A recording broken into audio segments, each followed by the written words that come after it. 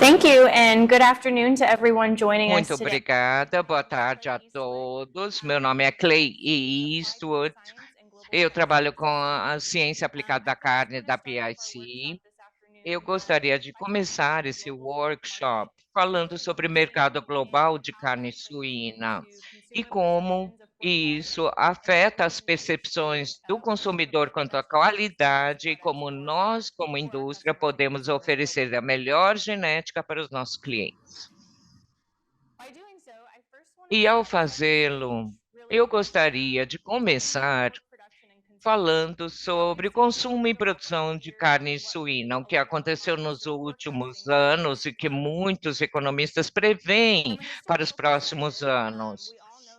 Perspectiva, nós sabemos que a China teve vários problemas com a peste suína africana, assim como outros países asiáticos e Europa. Na China, houve uma grande queda de produção, 2020 começaram a se recuperar, e a partir de 2021, 2022, essa recuperação foi moderada ao longo do tempo. Muitos economistas dizem que não sabem se a China vai atingir os níveis anteriores de produção, mas a China continua sendo o principal produtor de suínos. União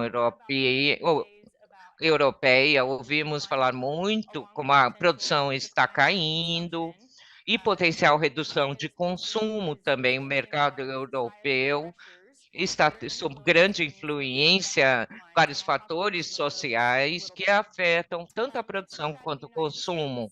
Em seguida, Estados Unidos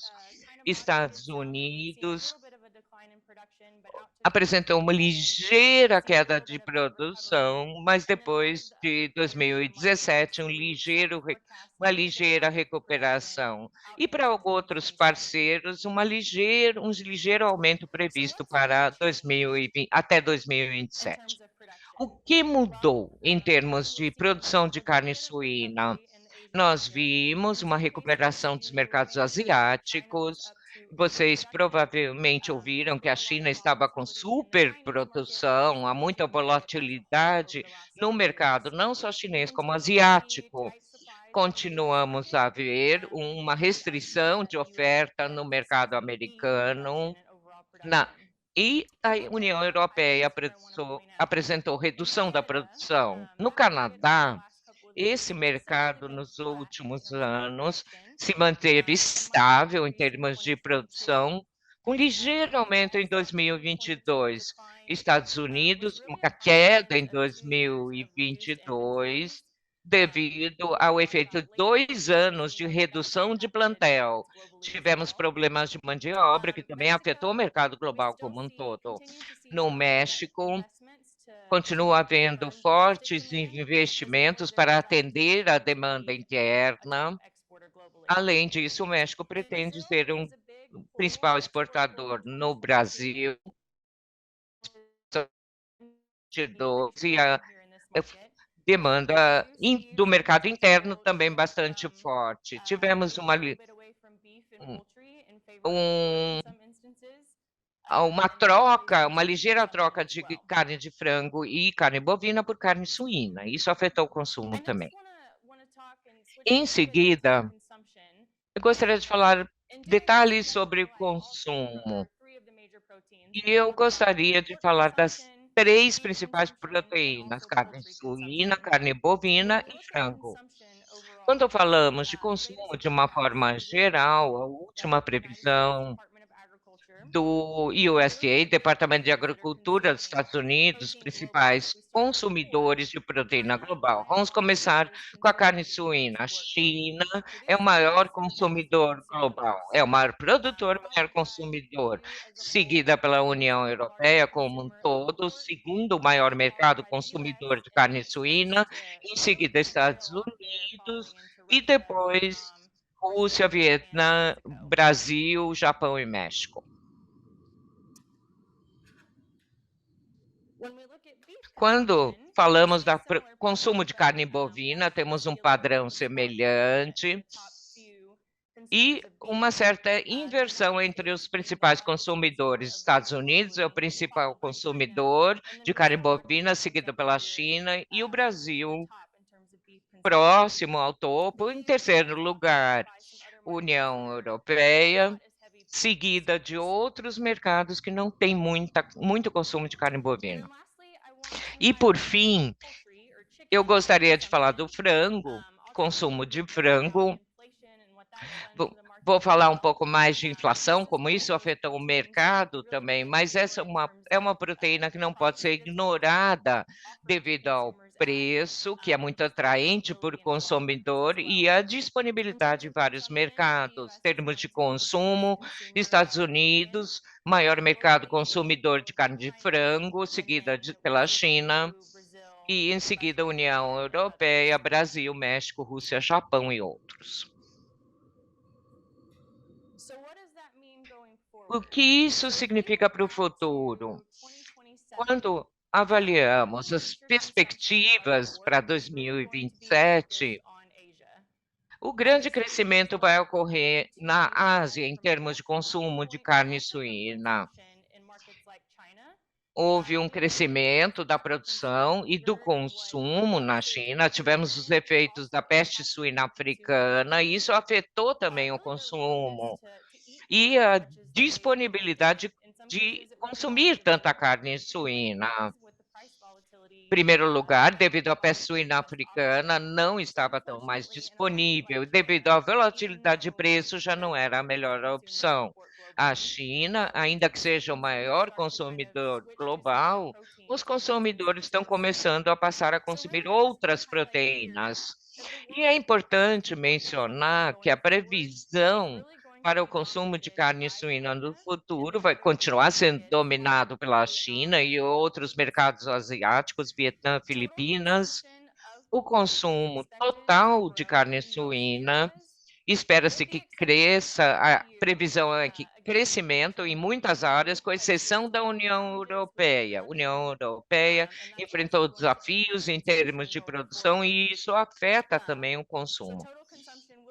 Consumo total vai cair na União Europeia, mas de maneira geral vai crescer globalmente.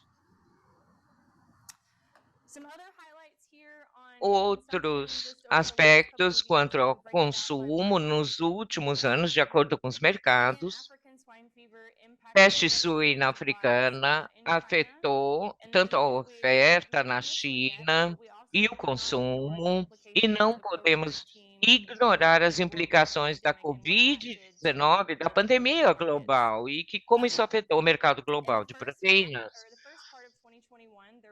No primeiro semestre de 2021, começou a haver uma recuperação na China, mas ao mesmo tempo continuou a haver um ligeiro declínio do consumo. Houve uma certa recuperação, em algumas situações até superprodução atualmente na China. Os impactos na demanda de importação pela Ásia, oferta disponível em países exportadores. Nós vimos, de certa forma, uma alteração do mercado de proteína, a peste suína africana, a Covid-19, inflação, custo de vida, são fatores que afetaram e reconformaram o mercado consumidor. E eu gostaria de mencionar alguns aspectos antes de continuar. Nos Estados Unidos, temos uma oferta, uma demanda bastante significativa por carne suína. As exportações continuam sendo um outro fator desse quebra-cabeça. O mercado exportador mudou em termos para onde, quais são os mercados importadores, e isso foi devido à peste suína africana, restrições de exportações, houve uma certa reacomodação do mercado. A suína está ganhando o mercado após a pandemia, houve uma recuperação do consumo no Brasil também, um aumento significativo do consumo em 2022, devido ao preço favorável do varejo e oferta. Quando avaliamos o consumo, eu já mostrei o mapa anteriormente, agora vendo em outro formato. historicamente, e a previsão até 2027. Junto com a produção, nós temos os principais mercados consumidores: China, União Europeia, Estados Unidos, e essa queda no mercado chinês devido aos efeitos da peste suína africana na União Europeia, pressões, custos de insumos em todo o mundo que aumentaram o mundo, falta de mão de obra, pressão da sociedade para sustentabilidade, práticas de produção, principalmente na União Europeia, geraram uma queda na produção e no consumo na União Europeia. Nos Estados Unidos, potencialmente, o ligeiro aumento ao longo do tempo do consumo de carne suína. Ainda temos trabalho a fazer nos Estados Unidos, continuar a educar o consumidor, não só nos Estados Unidos, globalmente, falando da carne suína, sua versatilidade para uso na dieta diária. Se nós avaliarmos os mercados, a carne suína é única. Vendemos muita carne resfriada em todo o mundo, mas há um grande mercado de carne suína processada, bacon, linguiças, embutidos, isso são importantes. E é importante mencionar o mercado futuro para essas carnes processadas. Aqui são todas as carnes vermelhas processadas, maiores consumidores até 2027, vão continuar sendo Estados Unidos, seguido de aumento na China, Itália, Rússia, França e outros mercados como Alemanha, Japão, Espanha vão reduzir um pouco o consumo deste tipo de produto. E é importante compreender onde estarão nossos mercados consumidores, quais são os padrões de consumo, fatores econômicos, se existe suporte à indústria e tipo de produto que o mercado prefere. Com isso, quem é o consumidor de carne suína e de proteína, de uma forma geral, no mundo? Se nós avaliarmos esse diagrama, podemos ver que o maior consumo está na classe média. Isso não é surpresa. Quando avaliamos as classes de renda, à medida que o consumidor tem mais renda disponível, um dos primeiros lugares onde ele investe é em proteína animal.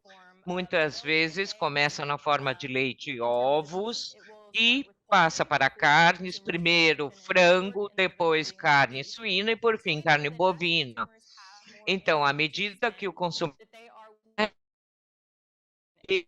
disponibilidade em carnes, em proteína animal. Eu só gostaria de ressaltar que vamos começar da esquerda, considerando a classe operária. Qual que é o seu foco na aquisição de proteína? O principal foco é em preço. Eles querem garantir que estão tendo maior valor para o dinheiro que estão investindo. Vão estar mais focados no mercado tradicional. Na Ásia, América Latina, seria um mercado mais tradicional de carne resfriada, pequenos açougues, por exemplo. E o consumo vai ser ocasional, não vai ser diário, não vai ser em todas as refeições que eles vão consumir carne ou proteína animal. À medida que passamos para a classe média baixa e alta, esses consumidores têm um pouco mais de renda e eles começam a pensar em como investir essa renda. Querem consumir mais proteína, proteína de melhor qualidade, Muitos consumidores começam com ovos e leite, passam a consumir frango e depois carne suína e, por fim, carne bovina, que é a proteína de preço mais elevado. Preço ainda é importante para esses consumidores, a preocupação com segurança de alimentos é importante para todos, mas a classe média está mais preocupada com segurança de alimentos e o consumo da carne é mais regular, algumas vezes por semana, comparado com alguém que não come, não ingere carne.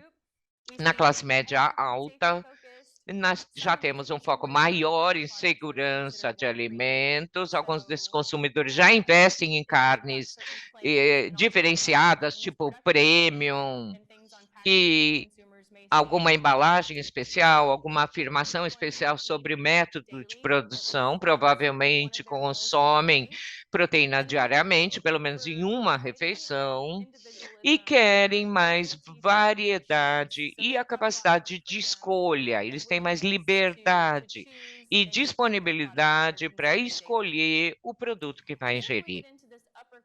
Chegando à classe alta, essas são esse é o grupo que tem recursos ilimitados, vão adquirir produtos prêmios de altíssima qualidade. O foco é em qualidade, variedade, segurança e também bem-estar. E aí é que entram os fatores importantes da decisão do consumidor, quando ele não precisa se preocupar com preço e pode escolher a proteína.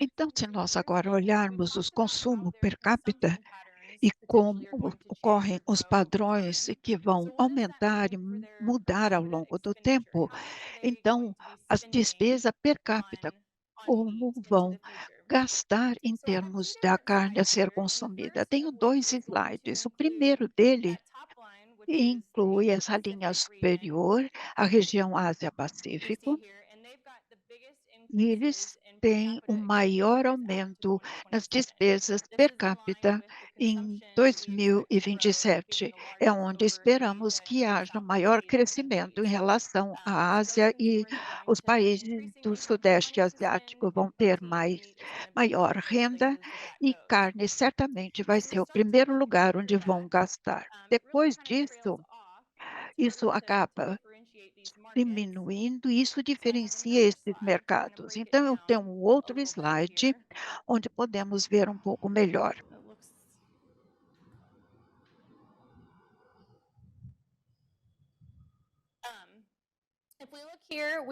Se nós olharmos aqui, começamos a ver as diferenças nesses mercados. Vemos um crescimento na despesa per capita na Europa Oriental, na América do Norte, Europa Ocidental e até mesmo nos países africanos e Oriente Médio. Isso inclui carne bovina, suína e frangos. Então, é o despesa per capita em carne, todas as carnes previstas para 2027. E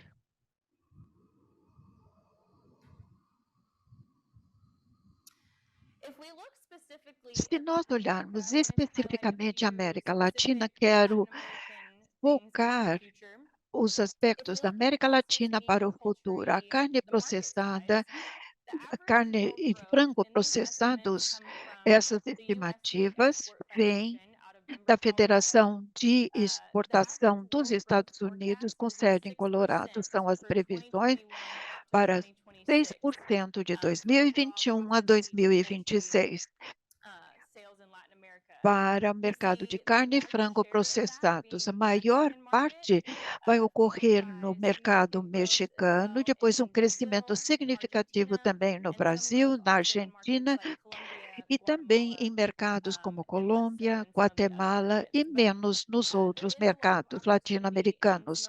Há muitas oportunidades nesses mercados para um crescimento contínuo de carne e frango processados.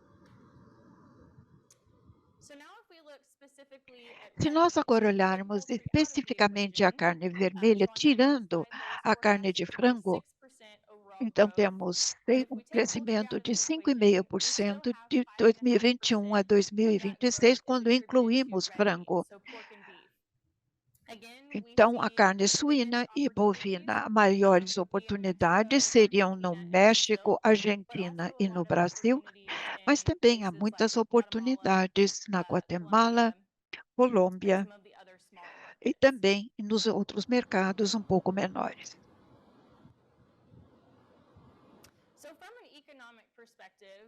A perspectiva econômica, nós estabelecemos o cenário de produção e consumo. E quais são as mensagens do ponto de vista global?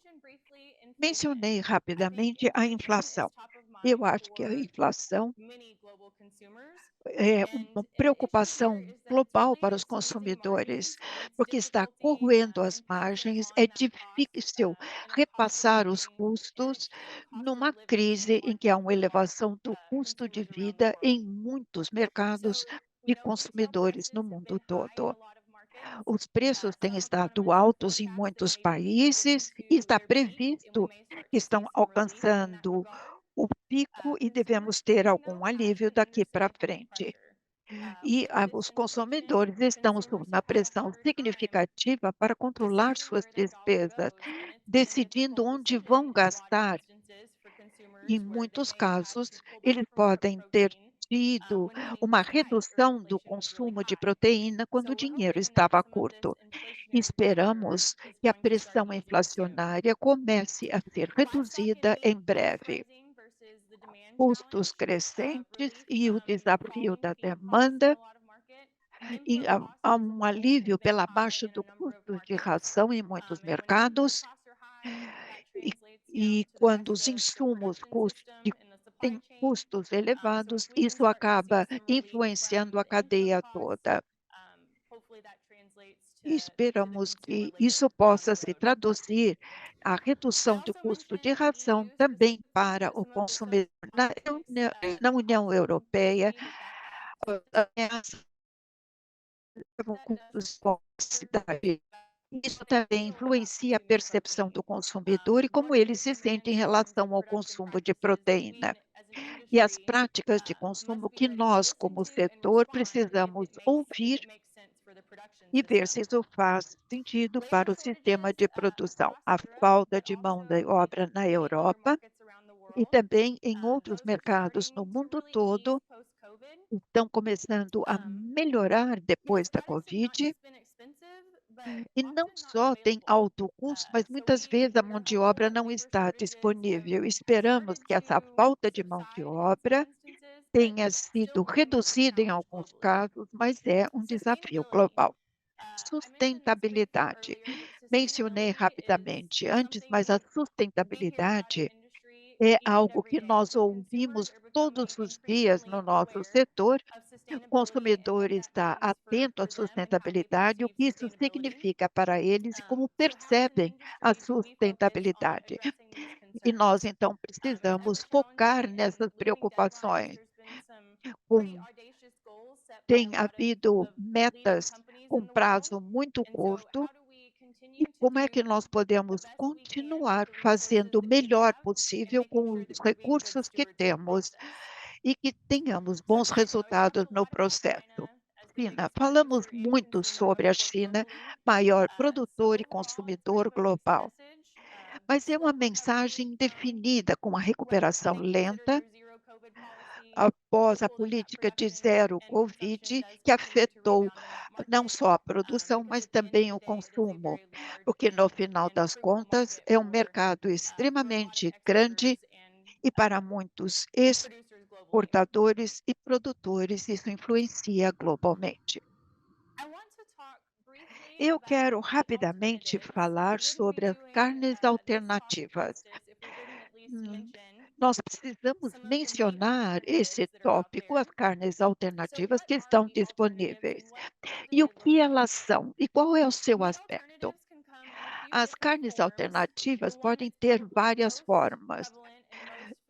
Talvez a com que estamos mais familiarizados são proteínas de fontes naturais, vegetais, fungos, microalgas e insetos. os vegetais sendo mais importantes, e depois impressão 3D e cultura de células de carne cultivada. Se olharmos essa categoria como um todo, e uma generalização de alto nível com relação à categoria de carnes alternativas e o futuro. Quais são os desafios que enfrentamos? Como vocês podem ver na foto, a aparência não é um problema.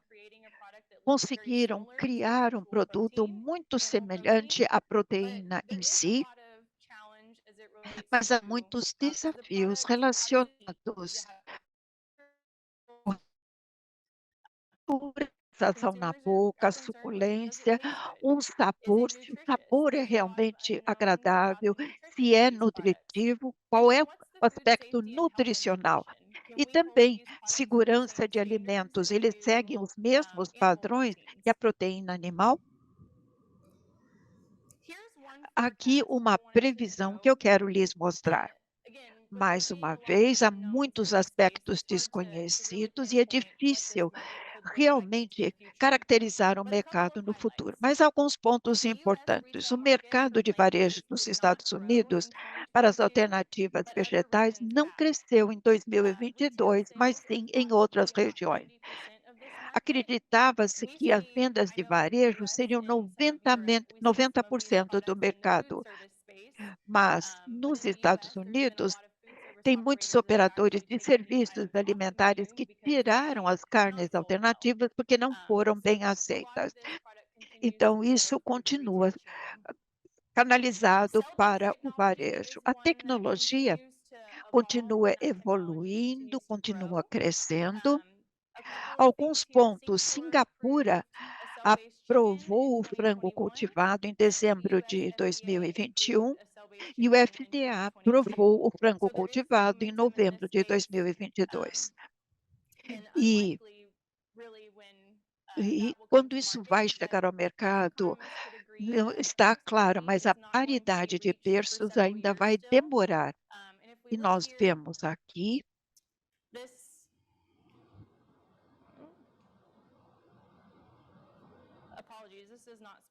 aqui devia ser positivo, mais 14,4, e a previsão para 2027. Então, para as carnes alternativas e o seu crescimento no mercado. E quais são as considerações para esse tipo de produtos? Há uma falta de conhecimento, uma lacuna de conhecimento muito grande para a construção em nanoescala da estrutura fina das fibras musculares. Não sabemos como isso realmente funciona e como isso se traduz para um produto semelhante à proteína animal. As interações entre processamento e ingredientes não são bem estudadas e as preocupações do consumidor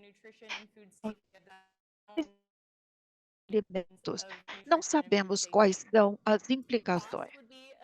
O custo é um fator importante, mas ainda não estamos num ponto em que seja uma redução em larga escala. Então, amplas oportunidades para pesquisa e desenvolvimento. E eu acho que é importante reconhecer que as carnes alternativas, do meu ponto de vista, não vão substituir a carne animal, mas têm um papel no espaço de proteína, dando aos consumidores uma outra escolha, mas não para substituir uma outra proteína. E como isso vai se desdobrar ao longo do tempo?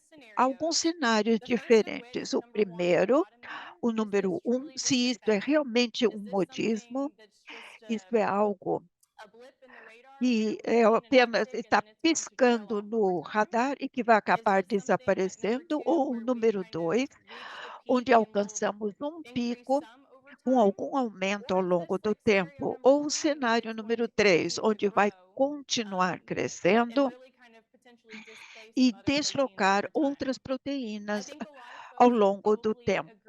Eu acho que a maioria concorda que a alternativa número 2 é o cenário mais provável quando for eh, tiver um preço compatível e isso vai ter lugar no espaço dedicado à proteína.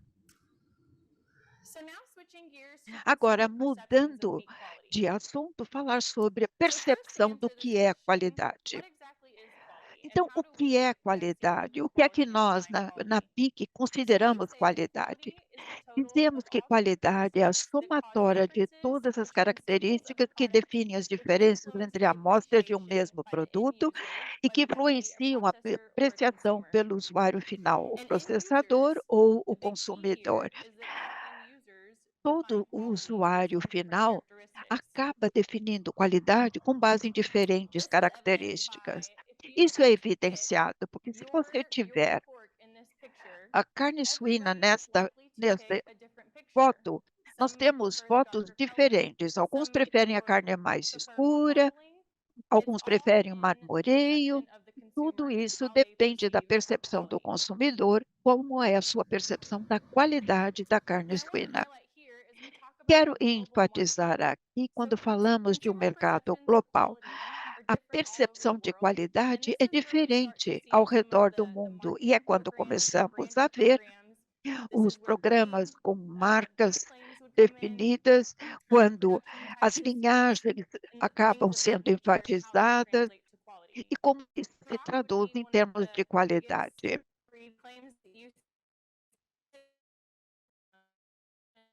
Percepção da qualidade de acordo com as diferentes linhagens de suínos. Mas se nós formos agora para o consumidor, e o consumidor percebe como qualidade, é importante saber que há algumas coisas que eles buscam quando falam de qualidade. Então, a segurança de alimentos, se a carne está fresca, seu sabor, aparência, cor, marmoreio, tipo de embalagem, como isso chega a mim como produtor. Informações quanto à produção, bem-estar animal, impacto ambiental, produção local, 100% natural. Então, são muitas as afirmativas que encontramos. E preço? O preço não está aqui, não é a última linha, porque preço geralmente é o primeiro ponto que o consumidor olha quando decide qual a proteína que vai consumir. Ao conhecer os componentes da percepção de qualidade, nós, como indústria, como produtores e processadores, estaremos melhor equipados para responder às demandas do consumidor. Também quero rapidamente mostrar os resultados de um estudo feito nos Estados Unidos, Poder da Carne, estudo anual que tem como objetivo compreender como e o que muda nas percepções, atitudes e comportamento dos consumidores em relação à decisão de compra e preparação de carnes. A decisão de compra de carne tem mudado não apenas devido às alterações demográficas, mas também por as condições de mercado, com inflação, preço e todas as pressões que o consumidor sente. Quero enfatizar que valor, combinação de qualidade e preço, continua no topo das preocupações do consumidor norte-americano quando ele vai fazer a compra no varejo. Vemos que o valor domina a árvore de decisão de compra de carnes. Também tem havido maior ênfase em facilidade de preparo, tempo de preparo. É conveniente, é fácil de preparar, não é algo que vai ser difícil ou vai fazer muita bagunça.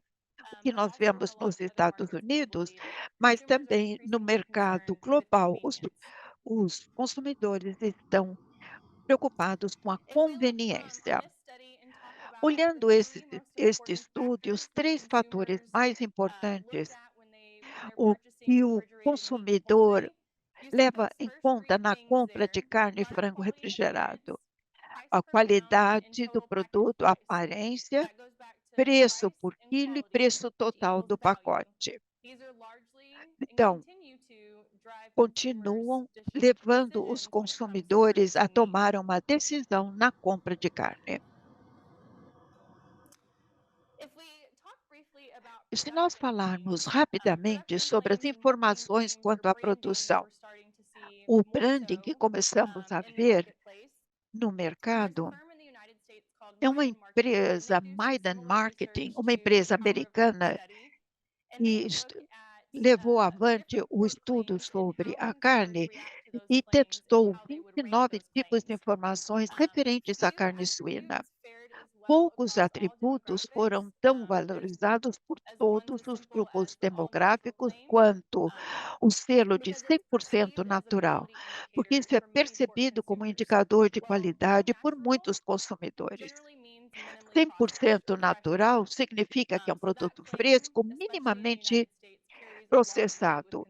Isso tem um peso importante para o consumidor norte-americano.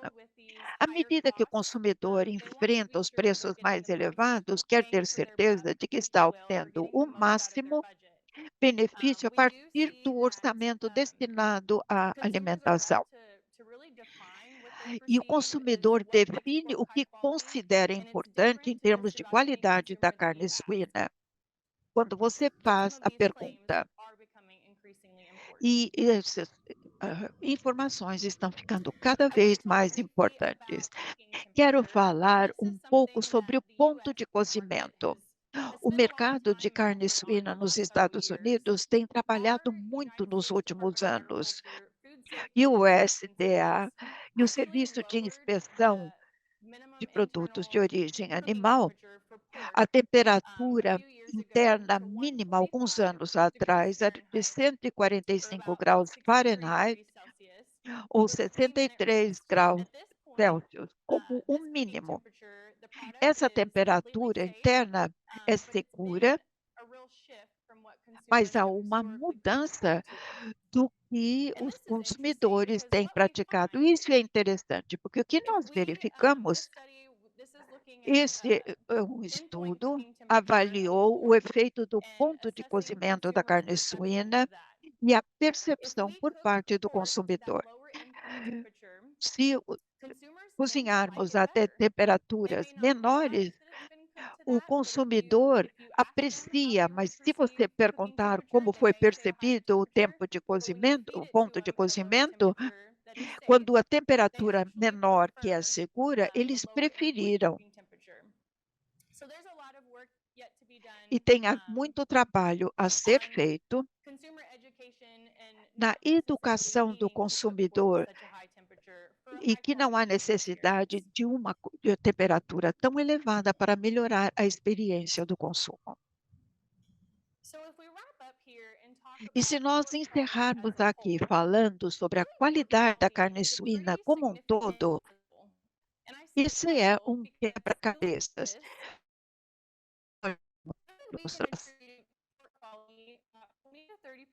20 a 30% é atribuído à genética. 10% são fatores ambientais pouco compreendidos e 60 a 70% são os fatores ambientais que são controláveis, coisas que acontecem no frigorífico, coisas que podem ser controladas na movimentação dos animais, como fazem o atordoamento, como as carcaças são resfriadas, e tanto o Brandon como a Bruna vão falar sobre isso e o impacto sobre a carne suína e como isso alcança o consumidor. Então, para encerrar, as mensagens principais. Há mudanças na produção da carne suína, a recuperação da Ásia, a China até com superprodução até 2027, 2030, um aumento do consumo da carne suína, o que é bom para o setor como um todo, apesar das disrupções, acreditamos que irá crescer ao longo dos próximos anos, em mercados como Vietnã, Filipinas, Brasil, México e China. O- E as proteínas alternativas? Certamente têm um lugar, mas não necessariamente para substituir a proteína animal. Quando falamos de qualidade, como indústria, precisamos continuar trabalhando para saber o consumidor deseja, o que leva a determinar a decisão de compra e o que querem consumir.